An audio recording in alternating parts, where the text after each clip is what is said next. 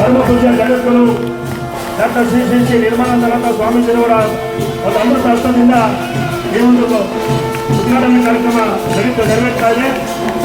ಸನ್ಮಾನ್ಯ ಶ್ರೀ ಎನ್ ಕೃಷ್ಣಪ್ಪನವರು, ಮಾಜಿ ಸಚಿವರು, ನಮ್ಮೆಲ್ಲರ ನೆಚ್ಚಿನ ಜನಪ್ರಿಯ ಶಾಸಕರಾಗಿರ್ತಕ್ಕಂಥ ಶ್ರೀ ಎನ್ ಕೃಷ್ಣಪ್ಪನವರು ಈ ಒಂದು ಉದ್ಘಾಟನಾ ಕಾರ್ಯಕ್ರಮದಲ್ಲಿ ಭಾಗವಹಿಸಿ ಧರ್ಮಪ್ರಭು, ನಾಡಪ್ರಭು, ಎಲ್ಲರಿಗೂ ಕೂಡ ಸಮಾನವಾಗಿ ಕಾಣ್ತಕ್ಕಂಥ ಏಕೈಕ ಪ್ರಭು